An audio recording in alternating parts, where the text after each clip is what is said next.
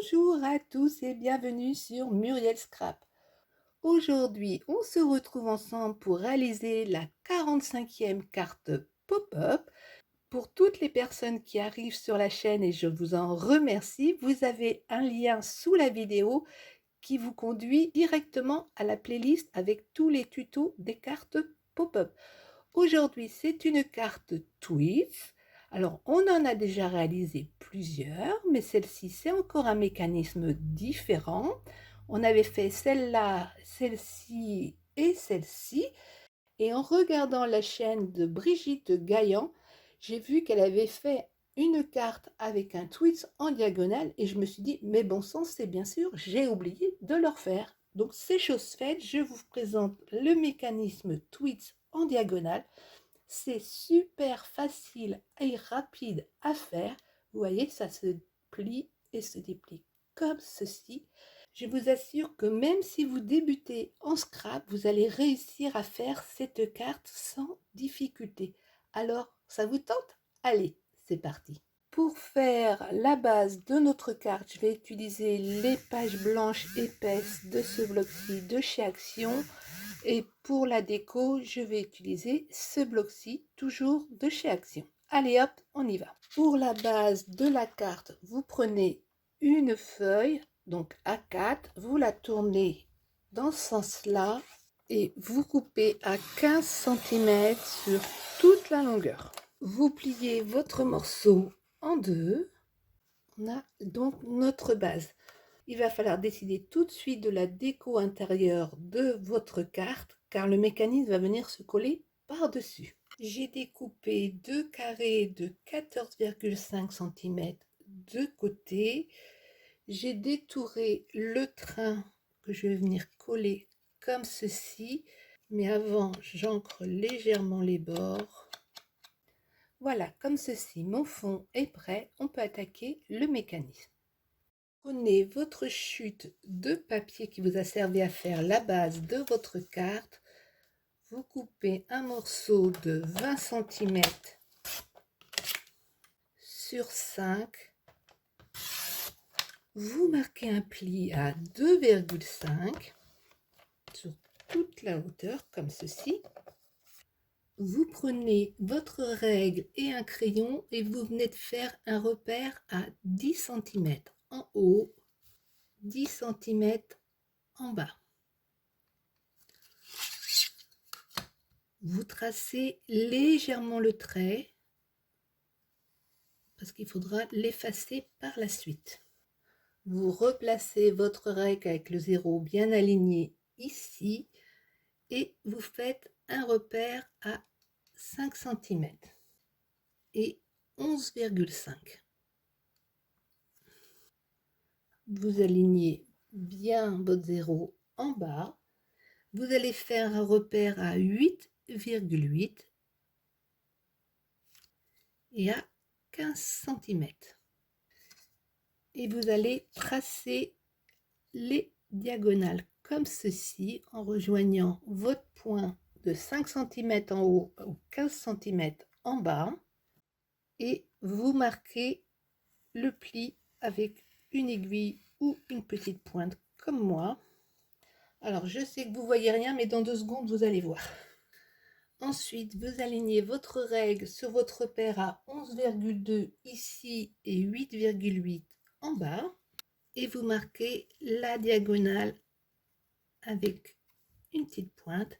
Normalement, vous passez pile au centre au niveau de votre trait et de votre pli horizontal. Comme d'habitude, vous pouvez télécharger les gabarits sur Facebook, sur Muriel Scrap, le groupe. Donc, on vient de faire ce mécanisme. Donc, vous voyez, j'ai tracé une diagonale de 5 cm à 15 cm et une diagonale de 11,2 à 8,8 en bas. Le petit trait qu'on a tracé à 10, c'est juste pour nous faire un point de repère pour vérifier que nos diagonales passent bien au centre du pli horizontal. D'accord? Donc du coup, vous pouvez gommer vos repères pour que ça soit plus clair pour vous j'ai marqué au crayon mes traits, mais vous, normalement, vous avez juste les plis. Donc, vous positionnez votre morceau dans ce sens-là. Vous marquez le pli comme ceci. Vous aplatissez bien. Vous l'ouvrez. Donc, le pli est vers le haut. Vous allez maintenant marquer le pli en diagonale. Donc, moi, je pose mon doigt comme ceci. Et ensuite, je viens marquer mon pli. Et comme d'habitude, on aplatit bien. On rouvre. Et cette fois-ci, on va marquer le pli ici. En rabaissant tout simplement. On rouvre le tout. Maintenant, vous prenez votre bande dans ce sens-là. Vous mettez vos doigts au niveau ici. Vous ramenez les bords l'un vers l'autre et vous n'avez plus qu'à marquer les plis. Normalement ici ça se touche presque, mais ça ne doit pas se superposer. Il ne faut absolument pas que ça se superpose, sinon votre mécanisme ne fonctionnera pas. Donc vous aplatissez bien la pointe. Si ici vos bords ne sont pas réguliers, eh bien vous coupez un petit peu de façon à ce qu'ils fassent la même longueur. Et vous voyez, votre mécanisme se plie et se déplie sans aucun problème. Vous le positionnez maintenant comme ceci. Maintenant, vous reprenez la base de votre carte et au niveau du pli, vous faites un léger repère à 7,5. On va venir coller notre mécanisme comme ceci. On va légèrement, mais vraiment très légèrement, couper la petite pointe ici. On retourne, on le positionne comme cela. Vous mettez de la colle sur ce triangle. Attention, il ne faut pas que ça déborde. Vous retournez. Vous mettez de la colle sur celui-ci. Et vous venez tout simplement positionner sur le pli. Donc, ni avant ni après. On vérifie comme ceci. Vous veillez à rester à l'horizontale ici. Personnellement, je maintiens comme ceci et je viens fermer ma carte. Vous venez bien faire adhérer votre colle. Si vous avez une colle à séchage lent, prenez le temps que ça sèche avant d'ouvrir, sinon c'est comme ça qu'on fait des petites erreurs. Et hop, le mécanisme se déplie sans problème. On va pouvoir passer à la suite du mécanisme. Sur la même base que votre mécanisme, vous découpez un morceau de 8 cm sur 24. Vous marquez un premier pli à 6 cm, à 12 et à 18. Vous pouvez tout à fait laisser votre bande telle qu'elle, mais si vous souhaitez faire des arrondis ou au contraire faire des petits triangles qui vous permettront de mettre des petits objets en relief, c'est le moment de le faire. Donc on va se préparer à ça. Je m'aligne sur mon premier pli. Je fais un repère à 2 cm. Je laisse mon troisième pli sans rien faire.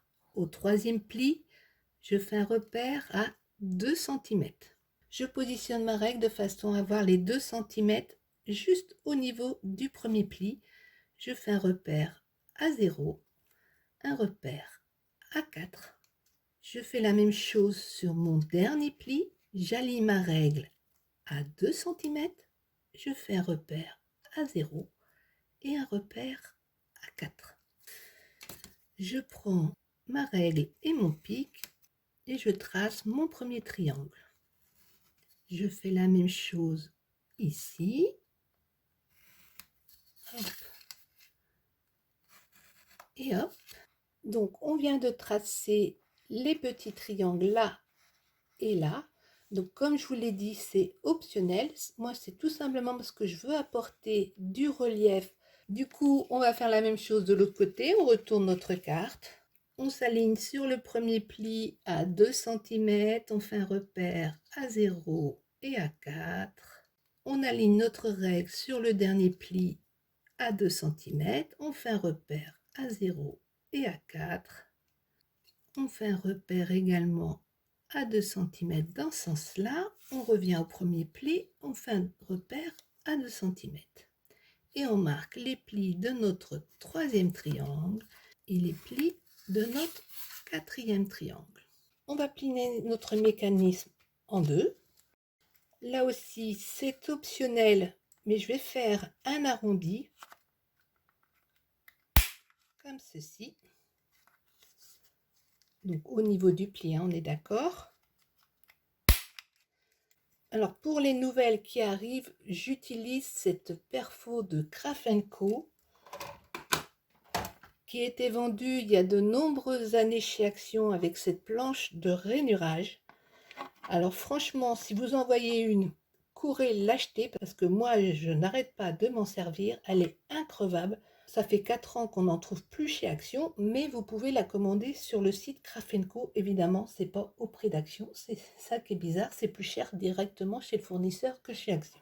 Donc j'ai arrondi là. Je rabats maintenant comme cela. Je vérifie que je sois toujours bien aligné. Je marque mon pli. J'arrondis ici. Je rouvre comme cela. Je viens rabattre celui-ci vers l'intérieur. On arrondit également l'angle. Donc logiquement, quelle que soit la méthode que vous faites, vous obtenez un M comme Muriel ou maman ou mamie. Enfin bref, ce que vous voulez, hein, vous obtenez cette forme-là. Alors pour celles qui ont choisi de mettre des triangles, eh bien vous allez les marquer comme cela. Vous faites la même chose de l'autre côté, vous poussez vers l'intérieur, hop, et vous rabattez. Pensez à bien aplatir surtout, c'est vraiment important sur ce type de mécanisme. On fait la même chose avec nos deux autres triangles. Hop.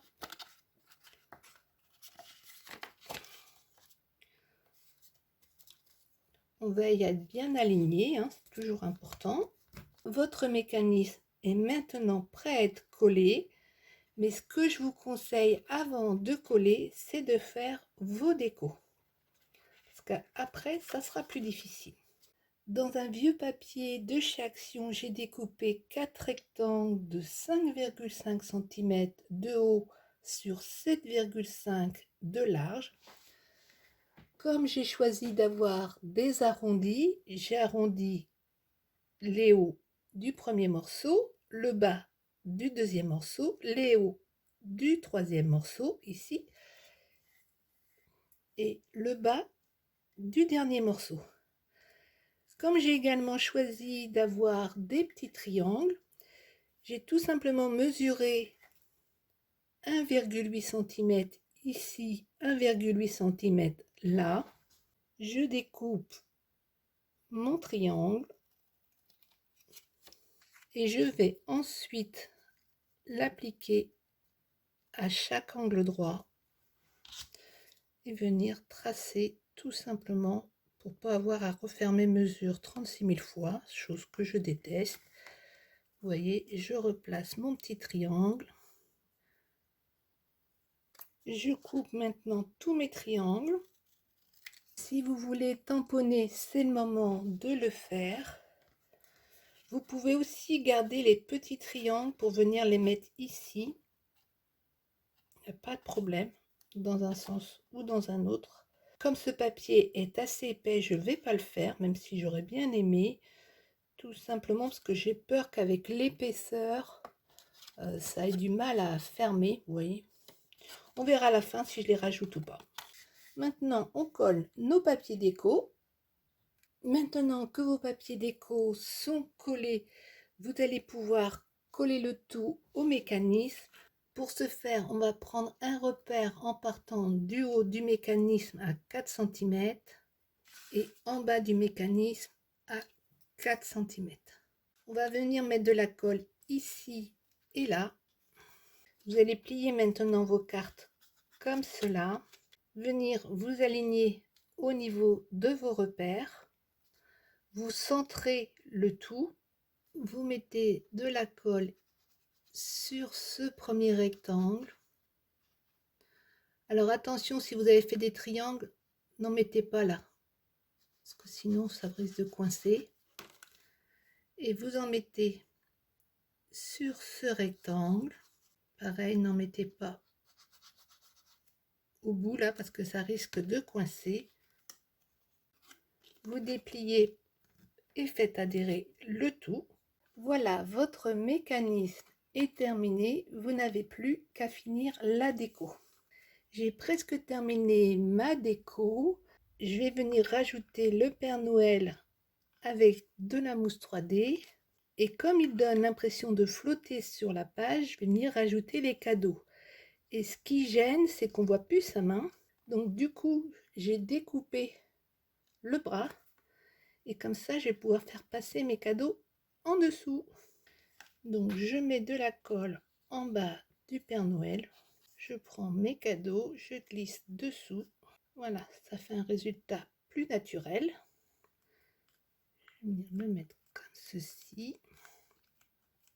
Je vais rajouter le papier calque du bloc que j'ai découpé de façon à ce que ça puisse passer, parce que sinon c'était trop grand. Alors avec le papier calque, mettez toujours la colle derrière quelque chose de déjà ancré, sinon ça va pas être très beau. Et vous voyez, comme ça, on ne se rend pas compte qu'on a mis de la colle, c'est impeccable. Et quand on ouvre la carte, voilà ce que ça donne. Donc j'ai rajouté des petits éléments sur mes petits triangles, ça vient apporter encore plus de volume. J'ai collé des die cuts en surépaisseur. Pareil, là, j'ai rajouté des petits cadeaux pour cacher le bas du Père Noël de façon à ce qu'il ne flotte pas dans la page. Ici, c'est un die cut que j'ai redécoupé parce que ça ne passait pas dans ma petite page. Le petit pain d'épices, Merry Christmas. Là, pareil, je suis venue rajouter un petit bonhomme de neige, tout simplement parce que je trouvais que ça faisait un peu abrupt la façon dont se terminait ma découpe. Et voilà, le tour est joué. Par contre, comme vous voyez, il y a beaucoup d'épaisseur parce que les die cuts de chez Action, les papiers d'action sont épais. Donc je viendrai juste fermer ma carte avec un petit ruban. Franchement, si j'y avais pensé avant, j'aurais collé mon ruban avant de coller mes papiers déco. Ça aurait été plus joli. Mais bon, on ne peut pas penser à tout. Nul n'est parfait. Sauf moi, bien sûr. J'espère que ce tuto vous a plu, qu'il vous donnera des idées pour l'aménager à votre sauce. Et on se retrouve très très vite. Ciao ciao!